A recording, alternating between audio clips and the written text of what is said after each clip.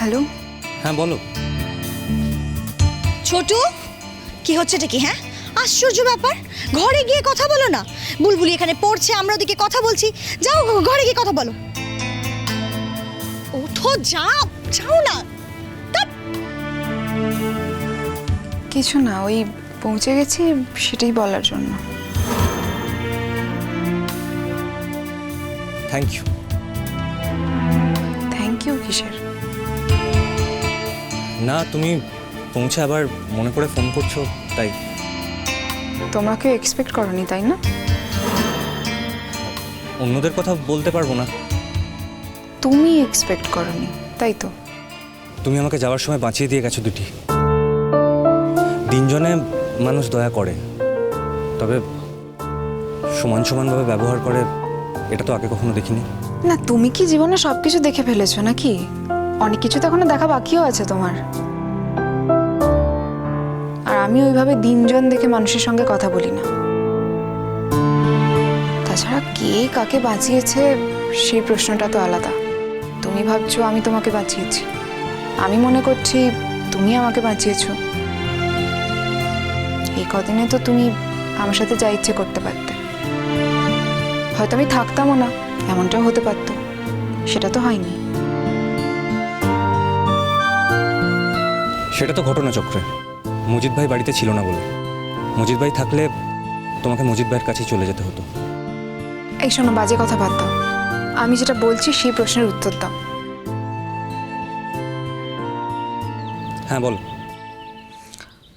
আমি যে চলে এলাম, মানে আমাকে যে পুলিশ নিয়ে চলে এলো, তোমার কথা অনুযায়ী তোমাকে আমি সেভ করলাম।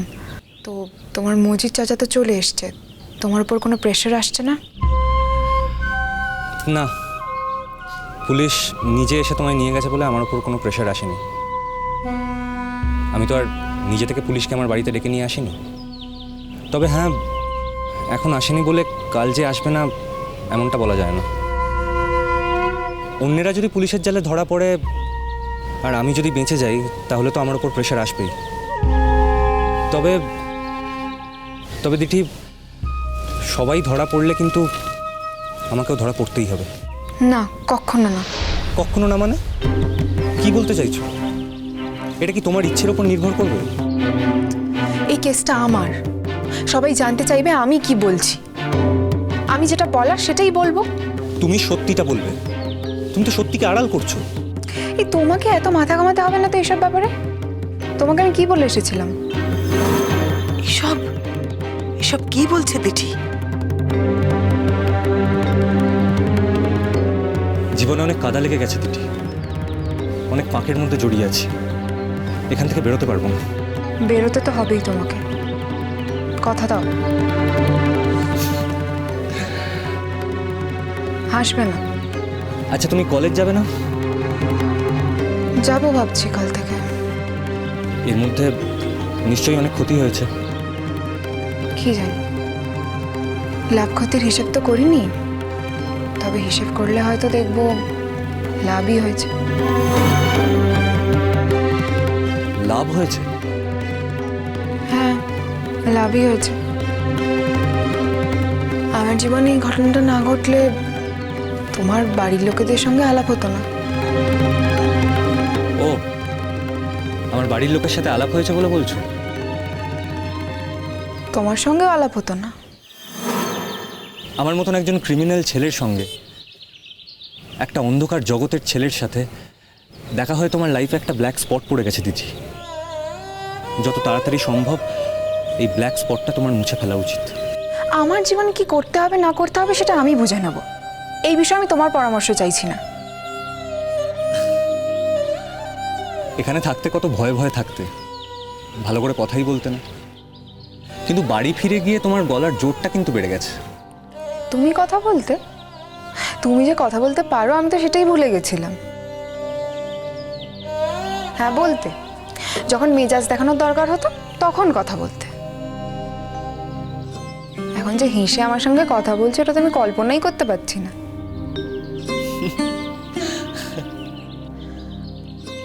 আচ্ছা, আমি একটা কথা বলছি। ওই দলকে বলে দাও যে তুমি আর ওদের সঙ্গে কাজ করবে না।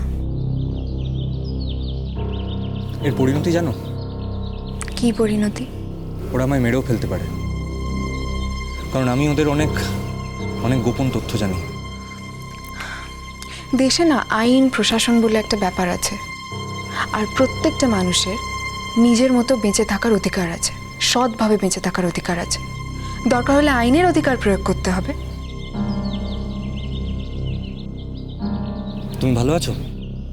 হ্যাঁ, বাড়িতে এসেছি, মাকে দেখতে পাচ্ছি, বাড়ির সবার সাথে কথা হচ্ছে, ভালোই আছি।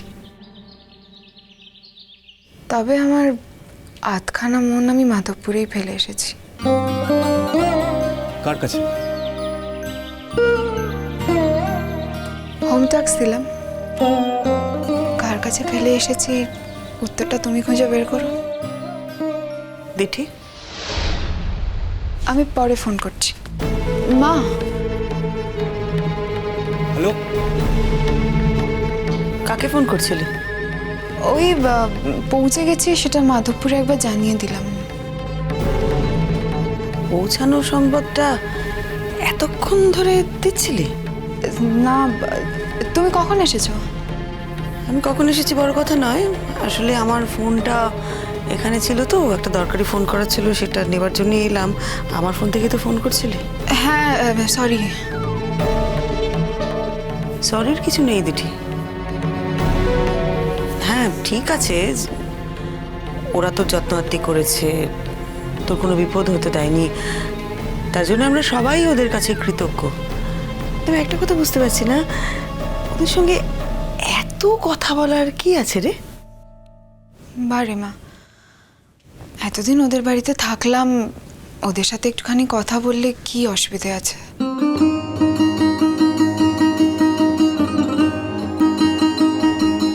তুই যতই আড়াল করার চেষ্টা করিস না কেন, ওই ছেলেটা কিন্তু অন্ধকার জগতের। না মা, এটা ভুল কথা, এটা কিছু ভুল কথা নয়। আমি কি আমার চোখকে, আমার কানকে বিশ্বাস করব না? ভুল প্রমাণ করার চেষ্টা করছিস? তোদের মধ্যে ফোনে কি কথা হচ্ছিল সেটা কিন্তু খানিকটা হলেও আমি বুঝেছি, আন্দাজ করতে পেরেছি, শুনেওছি খানিকটা।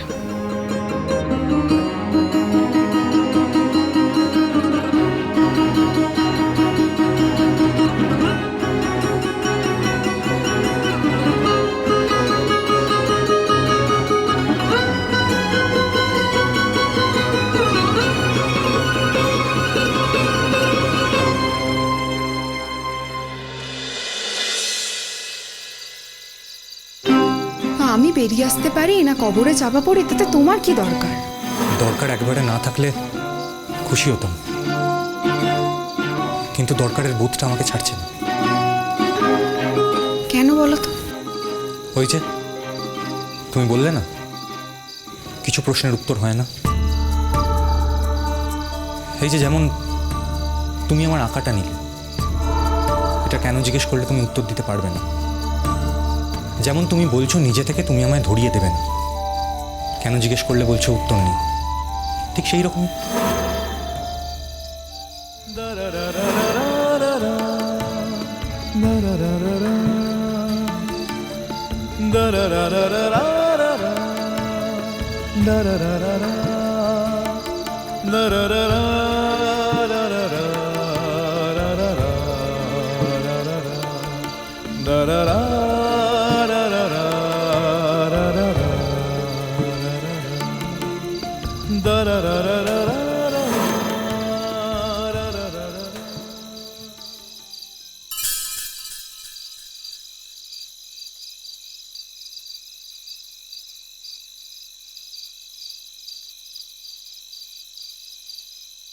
কি হয়েছে মা? তোকে যে কোনোদিনও ফিরে পাবো ভাবতেই পারিনি। ভেবেছিলাম আর বোধহয় তোকে ফিরেই পাবো না। আমারও তোমার জন্য খুব কষ্ট হতো জানো মা। যাই হোক না কেন, একটা কথা আমি কিছুতেই মেনে নিতে পারছি না, যে তুই আমাকে একটাও ফোন করলি না। তুই অনেক কিছু বলেছিস আমাকে, তা এটা না আমি মানতে পারছি না দিঠি। আমি তো এখন তোমার কাছে চলে এসেছি মা। সেটা এসেছিস, কিন্তু এ কদিনে তুই অনেক বড় হয়ে গেছিস। কেন? তুই আমাকে আগের মতন এখন আর সব কথা বলিস না। এরকম তো কোনো কথা নেই মা।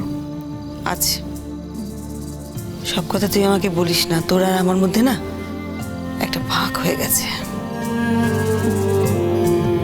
তুমি বিশ্বাস করো মা, আমি ওখানে তোমার জন্য খুব কষ্ট পেয়েছি, খুব মনে পড়েছে তোমার কথা। আমি কত কেঁদেছি তোমার জন্য।